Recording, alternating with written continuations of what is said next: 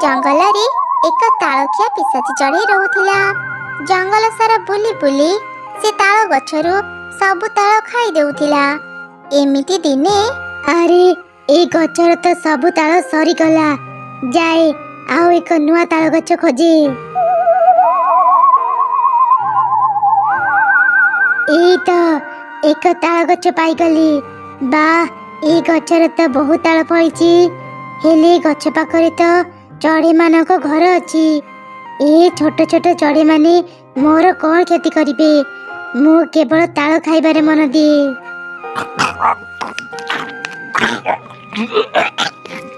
बा ए ताल की मीठा, ताल तो नुह अमृत, खाई की मजा आसीगला। एबे टांकु गुड़ा को कोट फिंगिबी। एई तो आगरे गटे चढ़ी छुआ अछि, ता ऊपर को मु एसबु फिंगे।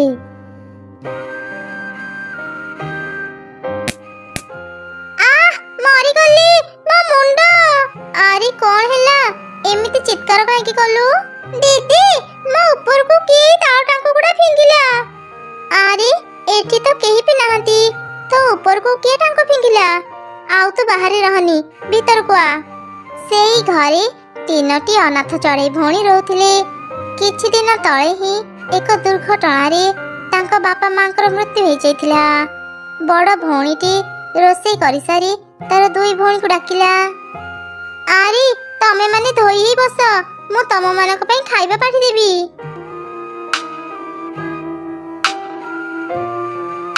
मु तो सबुदिन ताल खाए, आज एमानक रोषेई घर को जाई देखे एमाने कौन रांधिचंती।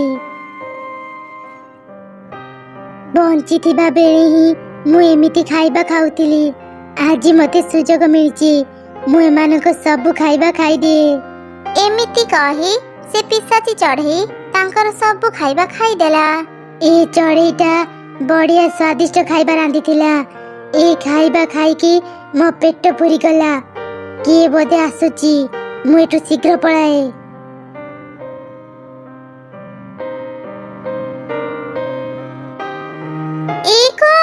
एठी तो किछि भी खाइबा नहीं, मु एबे खाइबा रांधिथिली।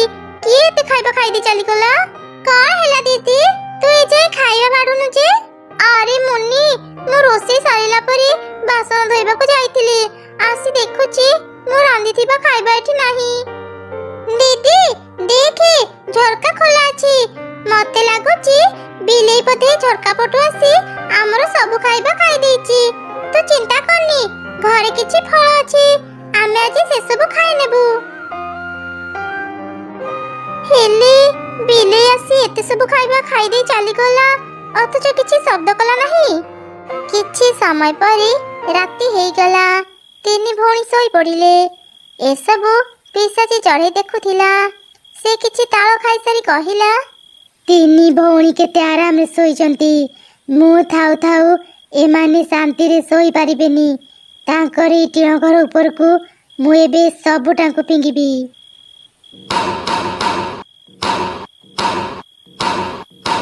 घर ऊपर एमिति कोन शब्द सुबुची? ए शब्द रे तो टिके भी सोई हेउनी। आज दिन सारा कोन हेउची के जानी? तमे माने भय करनी, मु जाई देखे बाहरी कोन हेउची।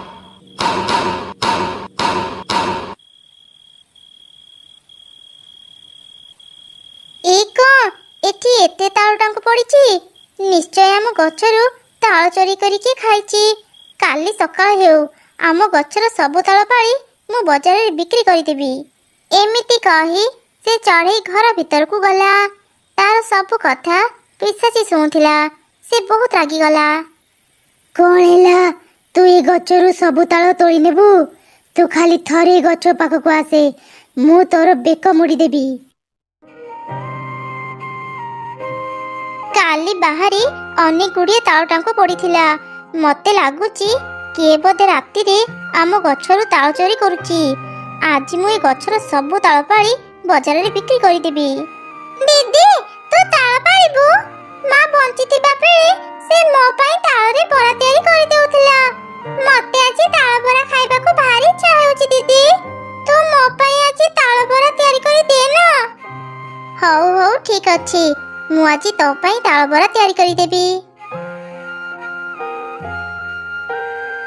ବରା ମୁଁ ବି କେତେ ଦିନରୁ ତାଳ ବରା ଖାଇନି।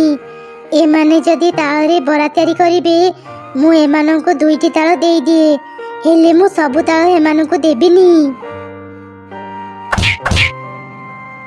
ଆରେ ଏକ ମୁଁ ତ ଏଯାଏଁ ଗଛ ଉପରକୁ ଯାଇନି, ଆପେ ଆପେ ହିଁ ଏ ତାଳ ଦୁଇଟା ଖସିଲା କେମିତି?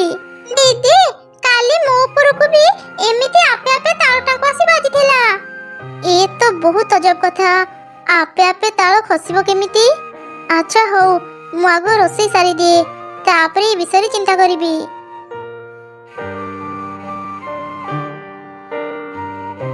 ତାଳ ବରାର କି ସୁନ୍ଦର ବାସ୍ନା ଆସୁଛି। ମୁଁ ଯାଏ ନିଜ ରୂପ ବଦଳେଇ କିଛି ତାଳ ବରା ଖାଇ ଆସେ।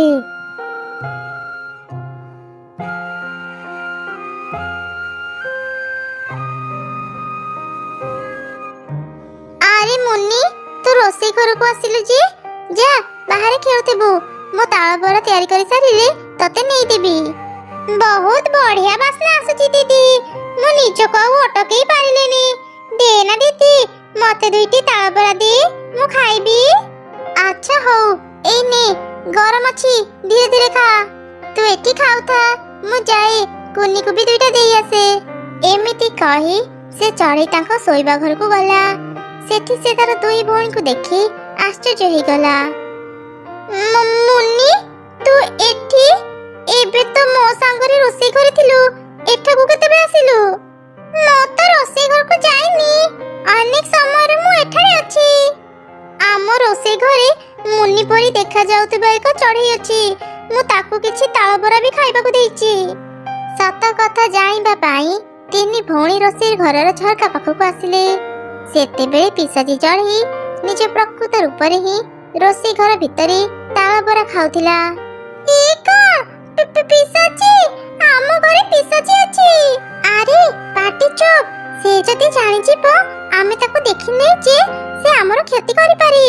ଚାଲ ଘର ଭିତରକୁ ଯାଇ କଥା ହେବା। ଏ 2 ଦିନରେ ଯାହା ବି ଘଟଣା ଘଟୁଛି ଏସବୁ ତାହେଲେ ପିଶାଚି କରୁଥିଲା। ମୋ ମୁଣ୍ଡ ଉପରକୁ ବି ଏଇ ପିଶାଚି ତାହେଲେ ଟାଙ୍କୁ ଫିଙ୍ଗିଥିଲା। ତମେ 2 ଜଣ ଭୟ କରନି, ଘରୁ ଜମା ବି ବାହାରିବନି। ମୁଁ ଯାଉଛି ତାନ୍ତ୍ରିକ ମାଙ୍କ ପାଖକୁ, ଏବେ ସେ ହିଁ ଆମ ସମସ୍ୟାର ସମାଧାନ କରିପାରିବେ। ଏମିତି କହି ସେ ଚଢ଼େଇ ଶୀଘ୍ର ତାନ୍ତ୍ରିକ ବୁଢ଼ୀ ପାଖକୁ ଗଲା ଆଉ ତାଳଖିଆ ପିଶାଚି ବିଷୟରେ ସବୁ ଘଟଣା କହିଲା। ସେ ତାଳଖିଆ ପିଶାଚି ତମମାନଙ୍କୁ ବହୁତ ହଇରାଣ କଲାଣି, ଏବେ ତାର କିଛି ବ୍ୟବସ୍ଥା କରିବାକୁ ହେବ। ସେ ଥରେ ଲୋଭରେ ପଡ଼ି ତୁମ ଘରକୁ ଆସିଛି ମାନେ ସେ ପୁଣି ଆସିବ। ଏଇ ତାଳ ନେ, ଏ ତାଳରେ ମୁଁ ମୋର କିଛି ଯାଦୁ ଶକ୍ତି ଦେଇଛି। ଏ ତାଳରେ ତୁ ବରା ତିଆରି କରି ରୋଷେଇ ଘରେ ରଖିଦେବୁ। ପିଶାଚି ତାଳ ବରା ଲୋଭରେ ନିଶ୍ଚୟ ତ ରୋଷେଇ ଘରକୁ ଆସିବ। ସେ ଥରେ ତାଳ ବରା ଖାଇଲେ ତାର ଶାସ୍ତି ପାଇବ। ଚଢ଼େଇ ସେ ତାନ୍ତ୍ରିକ ବୁଢ଼ୀକୁ ଧନ୍ୟବାଦ ଜଣେଇ ସେ ତାଳ ଧରି ନିଜ ଘରକୁ ଆସିଲା ଆଉ ତାର 2 ଭଉଣୀଙ୍କୁ ସବୁ ଘଟଣା କହିଲା। ପରଦିନ ସେ ତାନ୍ତ୍ରିକ ବୁଢ଼ୀ ପାଖରୁ ଆଣିଥିବା ତାଳରେ ସେ ଚଢ଼େଇ ବରା ତିଆରି କଲା। ତାଳ ବରାର ବାସ୍ନା ପିଶାଚି ବି ପାଇଲା। ଆରେ ବା, ଏମାନେ ତାହେଲେ ଆଜି ବି ତାଳ ବରା ତିଆରି କରିଛନ୍ତି। এই ବାସ୍ନାରେ ମୁଁ ଆଉ ରହିପାରୁନି, ମୁଁ ଯାଏ ଶୀଘ୍ର ତାଳ ବରା ଖାଇନିଏ। ଆରେ ଏଠି ତ କେହି ବି ନାହାନ୍ତି, ଭଲ ହେଇଛି, ଏଠାକୁ କେହି ଆସିବା ପୂର୍ବରୁ ମୁଁ ସବୁ ତାଳ ବରା ଖାଇନିଏ। ଖା ଖା ପିଶାଚି, ପେଟ ପୁରା ତାଳ ବରା ଖା, ଏସବୁ ତୁ ଶେଷ ଥର ପାଇଁ ଖାଉଛୁ।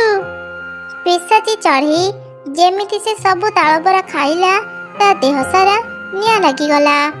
ସେଇ ନିଆଁରେ ପୋଡ଼ି ସେ ପାଉଁଶ ହେଇଗଲା। ଏମିତି ସେ ତାଳ